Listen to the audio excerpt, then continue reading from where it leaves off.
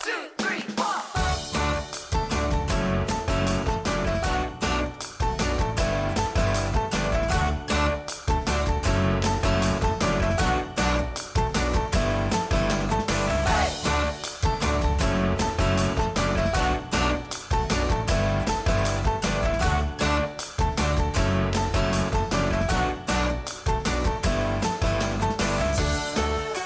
Welcome to another installment of The Social Life, a podcast about social media, marketing, web design, graphic design, making the most of everything you have to make sure your business is found by new, current, and potential awesome clients.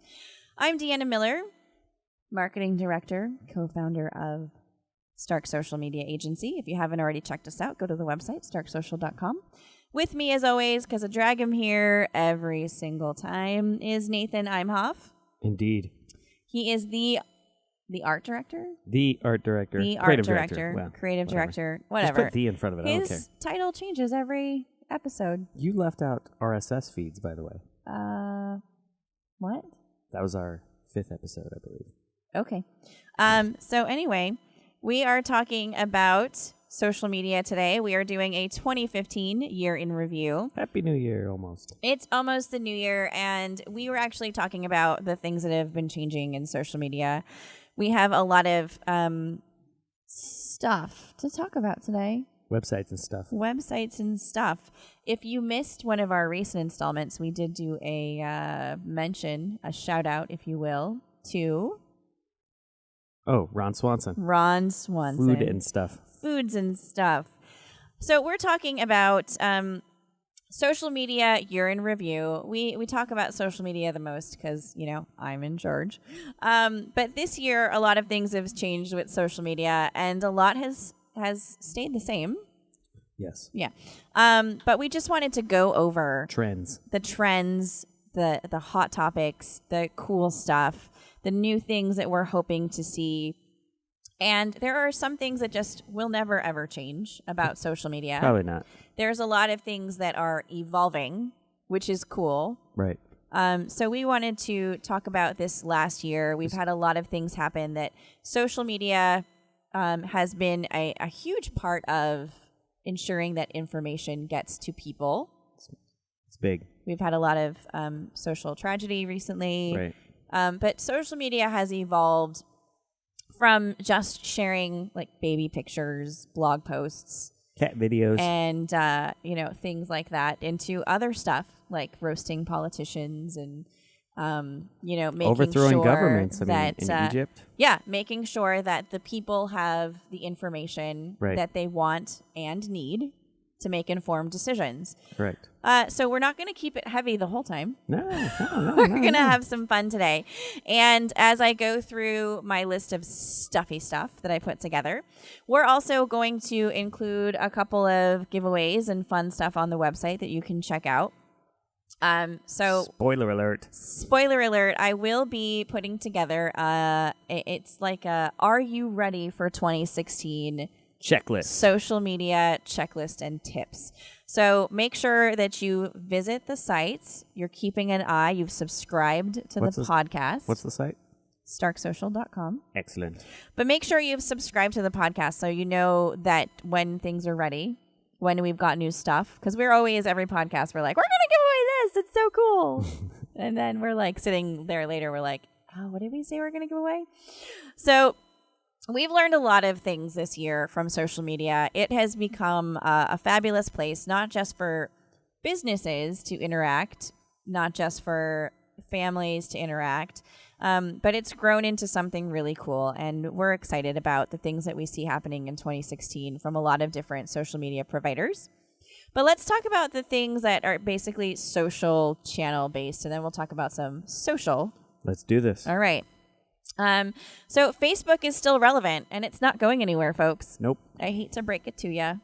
I was actually... You mean it's not a fad? it's not a fad. Yikes. It's not like the internet. The internet's totally going away.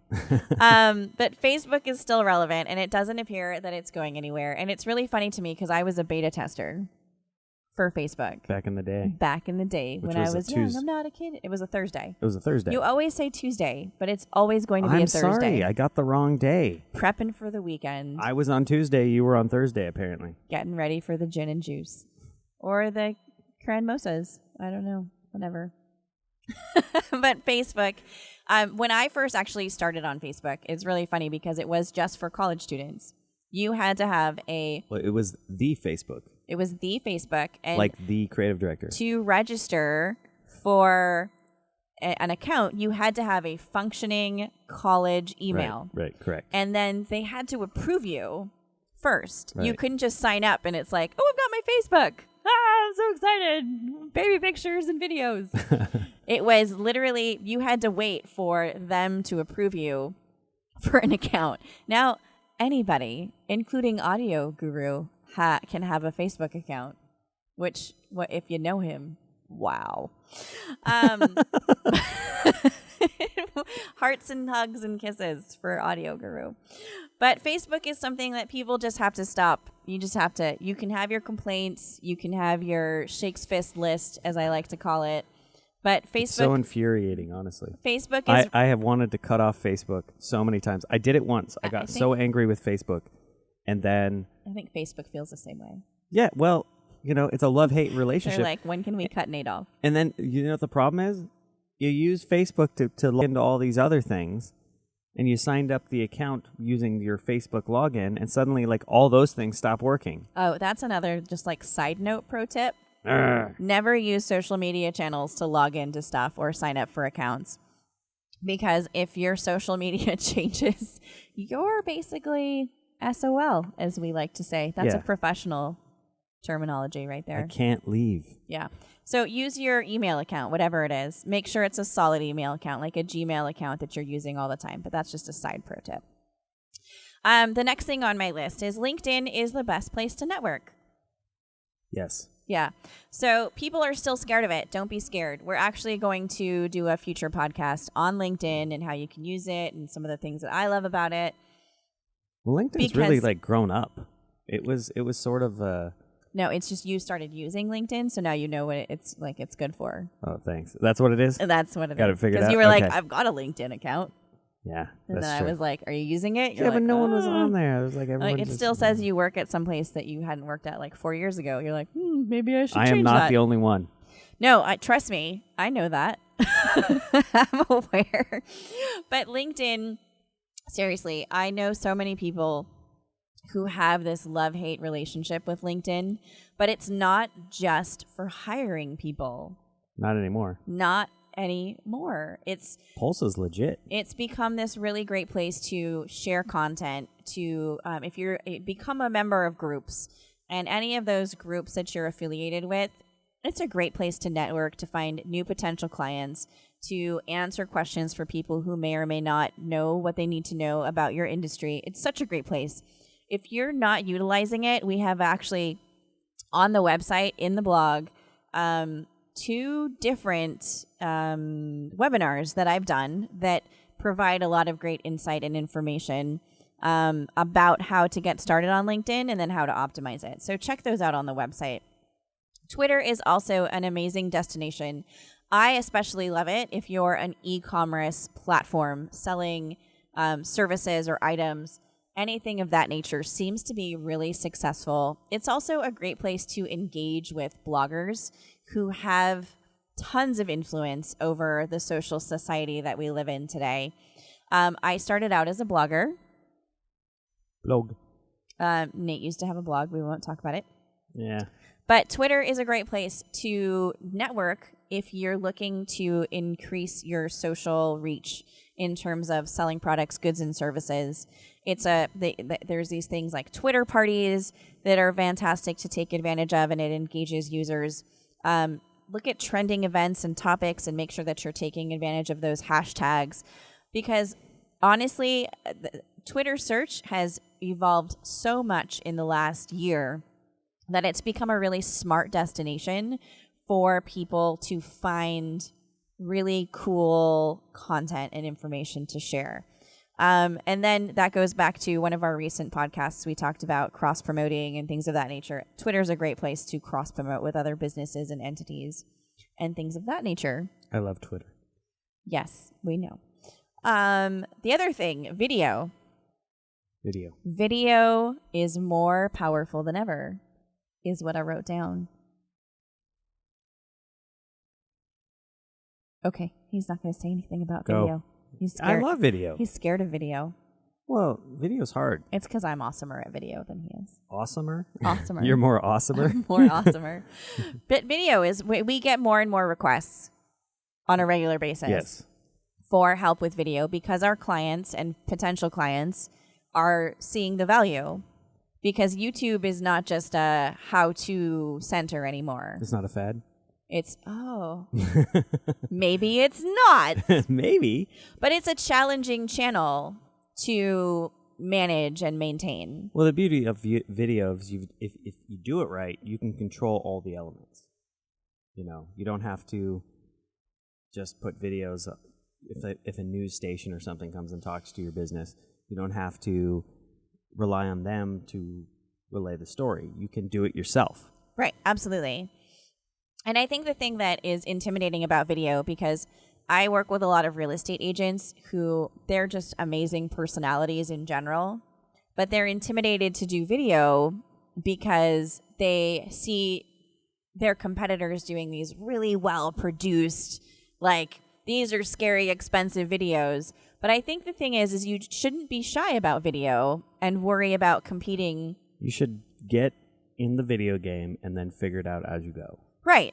But Just but I think the thing is that a lot of people respect that genuine video game. Right. Where it's like, it's quick and dirty, it's on the fly, it's informative, and it's fun.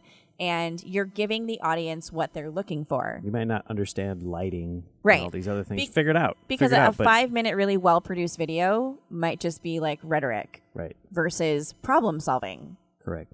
The other thing is, why I love video is because it's so easy. Right. People don't realize how easy it is. You can edit it. You can do whatever you want. We do the quick tips, which are on our YouTube channel. Just search Stark Social Media Agency. You and our birds. And the birds. No, your birds. I know. So we do these quick tips, and they're just screen grabs. It's literally like a screen cast. It's not, I'm not sitting there like full makeup going like, hey guys, here's how you do your Facebook ad. I'm in my pajamas 9 times out of 10. Or my running clothes. Yes. Yeah. So it's yoga pants. Yoga pants for the win.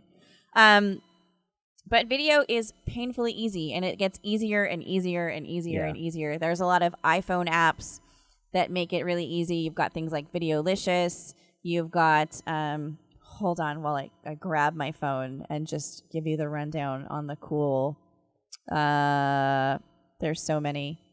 Where's my video thing?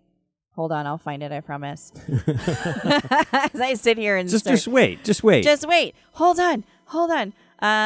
Gosh, I just reorganized my phone and I find myself struggling to find it. Anyway, I'll put the apps in the show notes because I have to find that folder now and I can't find it. I think the point is you don't have to have everything polished. It doesn't look like it came out of Hollywood. It doesn't have to look like it's professional in order for it to be successful. Right. That's really more or less the point. That is really my point. No, that's totally my point. Anyway, I will have the videos, the apps that I like to use that are fun and easy in the show notes. And I'm going to make a note of that right now because that's something that I'm doing now because we have so many cool things that we want to share with our friends. So moving right along, social media channels are giving Google search a run for its money. It's a slow and steady process, but what I'm finding, the feedback that I'm getting from a lot of the people that I talk to is that social media channels it's easier to go to a Facebook or a Twitter or a YouTube channel or a Pinterest, for example, and search for the topics than it is to go to Google. So we talked about before in a podcast, RSS feeds. Yeah. And I love RSS feeds, by the way. I know. If you don't know. If you hadn't guessed. But these like they're becoming search networks for a lot of people. Right. So you've got your favorite channel. For me, for a lot of users, it's Pinterest because people pin stuff from all over the place. And I'll go and I'll search like, what's a substitute for flour? And then I've got like 10 different answers. And I'm like, woohoo! I have that in the pantry. They must outlaw phones on these cooking shows where they sabotage, like Cutthroat Kitchen. Alton Brown. Yeah, shout out to Alton Brown, who's Love that like guy. my favorite guy. But Right. all of his recipes But you never see anybody bust out a phone, so he must say like no phones because you can't Google. Like if we're gonna take away this, we're gonna do that. Yeah. You know, you gotta know. You've got to be up on your game. You should Google before you get there. Right. No, totally. I agree. Especially if you have no tortillas and you're making a wet burrito. So yes, I'm looking at you, Marcel. Looking at you. Liked you on Top Chef. I really did. But you disappointed me with the avocado tortilla. Just saying. he forgot tortillas. Well, that's just a self-sabotage. Well, it was dumb. Pro I know. tip. All right, link. We got to put link to Link. Cutthroat Kitchen. Link to Cutthroat Kitchen. And like some sort of like a thing with Marcel like messing Well, up. and then he didn't put the money, the correct money, to buy the sabotage, and he ended up having to do a pin the tail on the donkey, and he got jackfruit for his protein. Yeah, we could Jackfruit. go on for days about this. Maybe we'll do just a like a Cutthroat Kitchen in review show. I got rants. Wow. I So got far rants. we've talked about Facebook being relevant. LinkedIn is a great place to network. Twitter is an amazing destination if you're selling products like an e-commerce site. Video is more powerful than ever. And social media channels are giving Google search a run for its money very slowly, but it's still doing it. We have like a ton more stuff to talk about in today's Social Life 2015 Social Media Year in Review.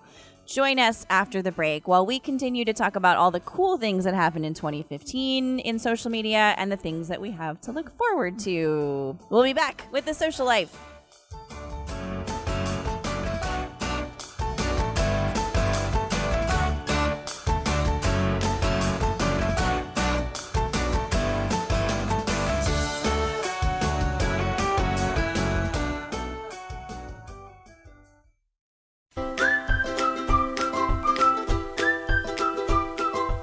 Stark Social Media Agency is a boutique marketing firm specializing in custom solutions that are a cut above the rest. With a mission to strictly do good work, the Stark team provides the best product possible every single time. Whether you need a website upgrade, social marketing strategy, or branding design, Stark Social has the solution for success.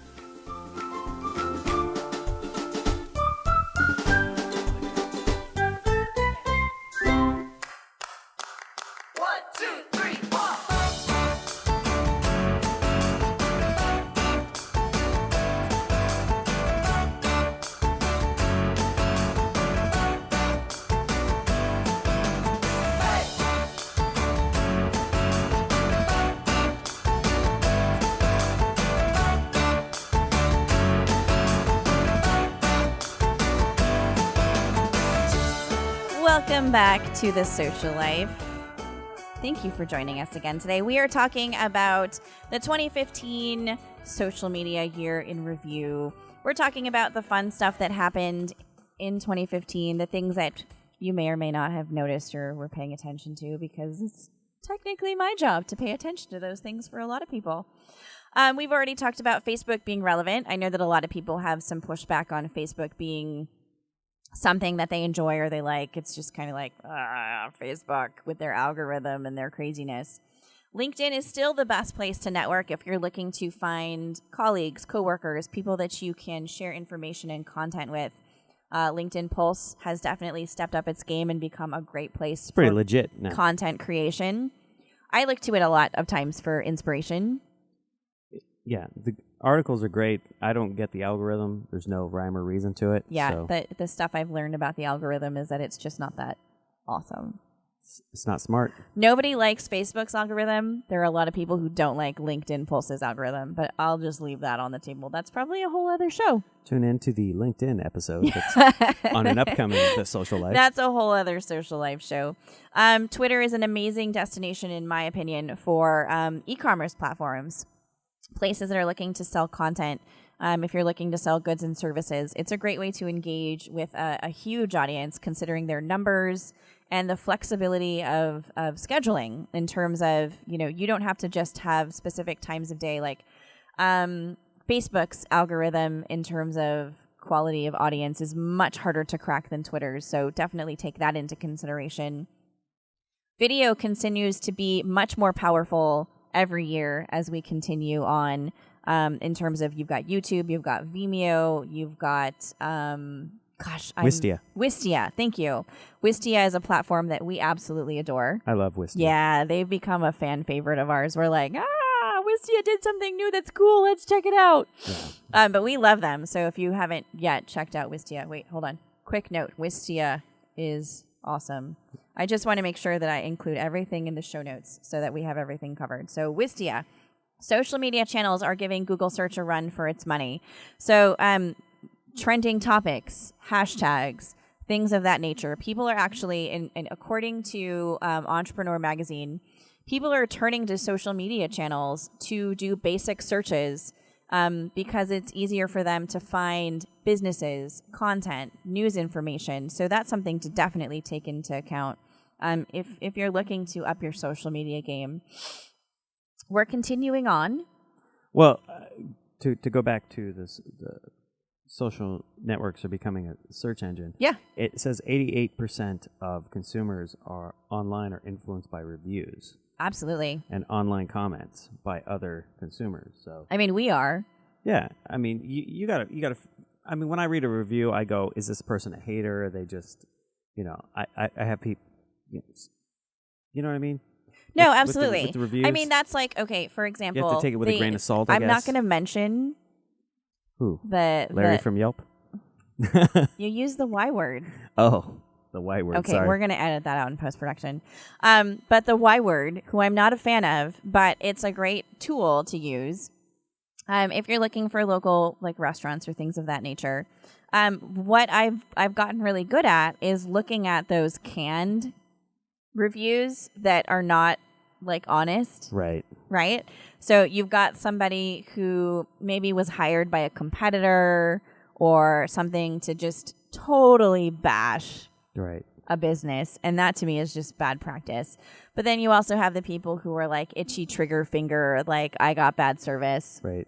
So you really have to be careful about looking at reviews on social media channels. I actually have a couple of agents who I work with that I give advice to. I do some consulting with real estate agents. And they had someone who had not even ever worked with them. Oh, give a review? Gave them a 1-star review on Facebook. Awful. Only because the person didn't want to be a part of their multi-level marketing group. Sounds legit. And it was they sent it to me. They sent me a link to the review and they were like, how do I handle this? And I was like, oh my Lanta. That's just bad business. So definitely if you're looking at those social media channels though for reviews, definitely read everything with a grain of salt. Right? So that's my pro tip advice. Well, when I'm looking at, for instance, on Amazon, I'm looking at the review and I say, how many reviews do they have and what's the average? Oh yeah, that's a good point. Amazon is another one. Someone's like, oh, they got 5 stars and got 5 reviews, and then I look at another one that's 4.5 and they have 200 reviews. Right. I'm going to go with the 200 reviews. Absolutely. Because 200 people have said, there's probably some crap reviews in there. Well, it's good or bad. In the same vein as Amazon, if you're selling e-commerce products on something like Etsy. Right? So that's the same kind of concept. You want to make sure that what I do is I'll look at the really good reviews and see if they sound written. Right. And then I'll look at the 1-star reviews. I always read, why did you give them 1 star? And why was it 1 star? And if it's a really horrible reason, I expected it to get here a week ago and it's not here yet, then I'm like, all right, well that's anything could have happened. That's clearly what are you doing? But no, definitely if you're looking at those social media channels for insight and information about businesses, goods and services, you want to make sure that you're taking all that with a grain of salt. But I think in terms of I'm still a Googler. I'll Google whatever. You're a scrappy Googler. I'm a scrappy Googler. If somebody comes to me with something, I will definitely Google it. But I think what I'm looking at is a lot of people who are in specific niche markets. Like we're working with a client who offers a specific type of niche software. People are searching to find customer service. Like Right. that's really the big hot button issue is I'm on Twitter, I need help, I have a question, so I'm going to Twitter search Stark Social because I have a question. Versus going to Google and saying Stark Social and then filling out the contact. It's like Twitter is an immediate like knee-jerk reaction. Hopefully they're going to get this and they're like Eat24. Right.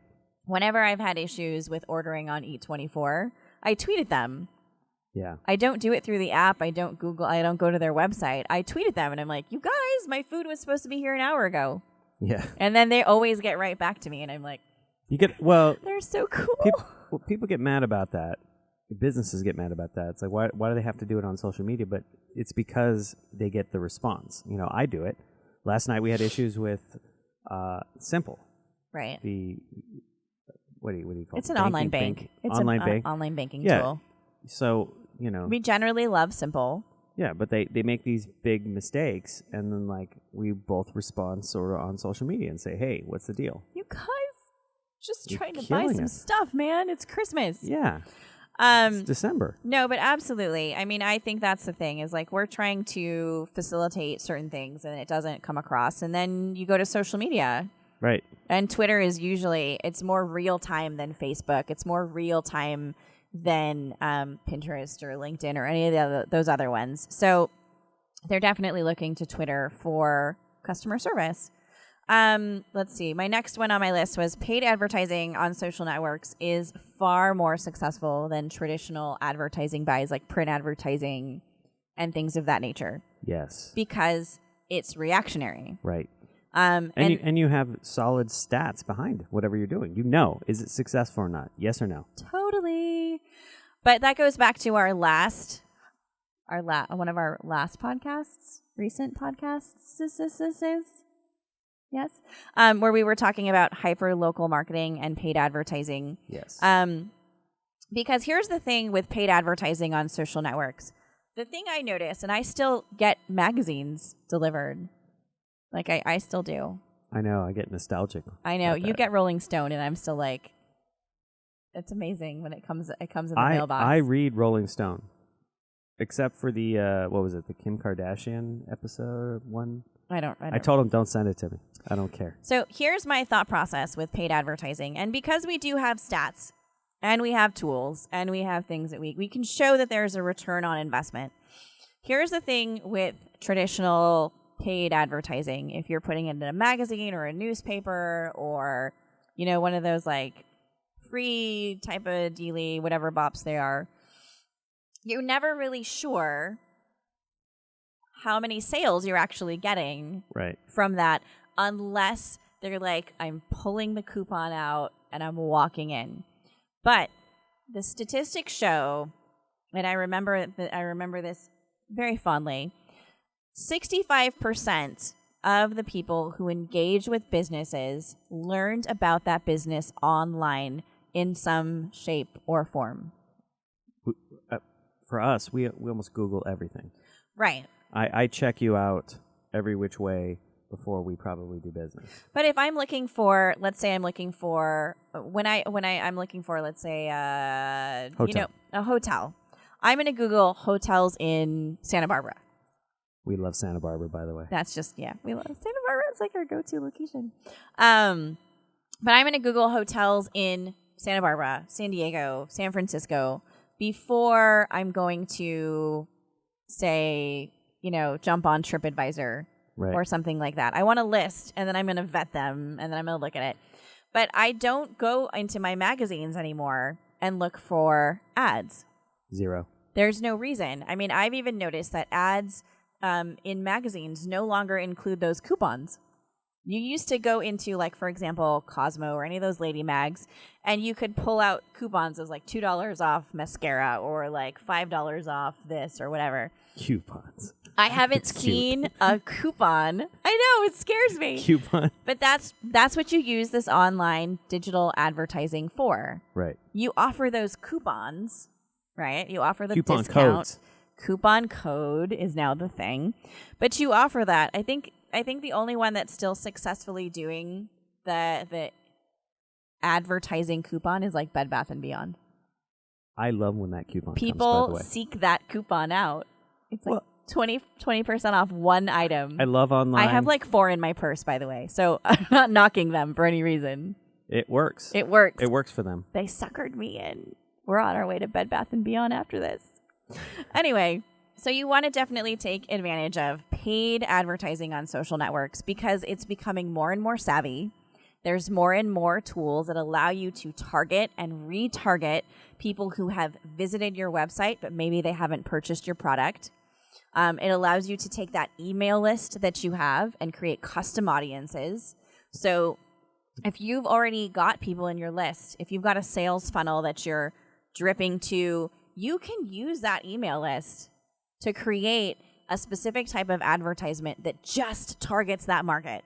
It's like Magic. But when we talk about paid advertising, you want to disclose you don't have to spend a lot of money on the paid Oh, gosh, advertising. no. So like I know a lot of people are like, I'm going to spend $200, $300. Don't. That's too much money. Don't If do you're it. spending over $50 on something small, Test it. yes, test. My Don't whole just throw money. philosophy is give yourself a budget for the month for all of your online advertising and then break it down into different social networks and test it. Don't sit there and go, I have $150 for advertising this month and I'm going to spend it all on one ad. Right. Do break it down into like, I'm going to do 3 ads on Facebook. I'm going to do 3 ads on Twitter. I'm going to boost a couple of pins on Pinterest, and then I might throw some cash at Google AdWords. Right. But don't spend it all in one spot. Test it and see what's more successful. Tweak your audiences, tweak your keywords, tweak the images that you're using, or if you're doing video, play around with it for the first few months and then find your strategy and get your footing for sure.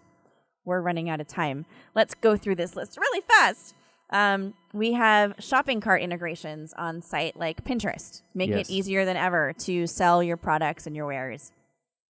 Google has made some serious changes to its algorithm and made it harder to just phone in your online. Can't phone it in. You can't phone it in anymore. SEO, things of that nature, you really have to make sure that you're incorporating all of the things. All the things. We've got a few minutes left, so I'm just going to roll through this last portion really quick. And I know we wanted to talk about it a little bit more in depth, so maybe we'll have another podcast about this one.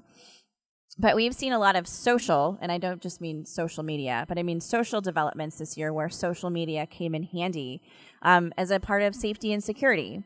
Right. We unfortunately, this last year, have had several incidences where very serious things happened, where the safety and security of loved ones and family and lives were threatened. And social media, in terms of like Facebook and Twitter, became really big parts of our world and making sure that our loved ones and Right. family members were safe. If something happened in Los Angeles and we were apart, I would be like looking at your Facebook or Twitter for Right. any kind of, update of like, I'm okay. Right. Social media channels are becoming an integral part of how we track our family and how we make sure that the people we love get to where they're going. Correct. And then on top of that, we're coming into a very political year. And politicians are turning to social media to reach more and more members of the world. And in terms of that, they're looking to tap into markets that they may have neglected before. Yes. Because what we're looking at is demographics on social media include variety of age ranges. Your Instagram audience is the millennial audience. Facebookers are me, you, and our moms and dads. Well, they're actually, it's moving towards an older demographic, which is ironic since we talked about that in the beginning of the show where it was a college thing. It's now becoming an older thing. Right. Well, because, I mean, look at me. I was a beta tester in the early 2000s, and now I'm still on it, and it's like 15 years later. Yes. Scary. We want to hear how social media has impacted your personal, professional life. So if you have any tips or ideas or things that we may have forgotten, we're going to include a lot more stuff in the show notes for sure. We've got our year in review, Are You Ready for 2016 checklist. We've got those video apps that I mentioned earlier that we want to talk about. We're going to share with you our Wistia so that you can check it out. Wistia is great. Yeah, we love it. There is a lot of different tools and technology out there that are going to help you prepare for 2016 social marketing. I'm going to include those in our checklist and tips and tricks and information that you can download from the show notes on our blog. If you haven't already followed us, make sure that you're checking out at Stark Social on Twitter, at Stark Social on Instagram, Stark Social Media on Facebook. Go to the website, starksocial.com. As always, if you have questions, go ahead and email hello@starksocial.com. Put podcast in the title. I will get back to you immediately because I love our subscribers. And thank you so much to everybody who has listened to The Social Life. We're really excited about 2016 and all of the things that we have coming up. We'll see you next year. We will see you next year. Thanks so much, as always, on behalf of Nathan Imhoff, the creative director and audio guru, who's over there. Thanks so much for listening to The Social Life. We have a lot more tips and tricks and information on our blog. Go to starksocial.com, click on blog. You'll find all that stuff there. We will see you next time on The Social Life.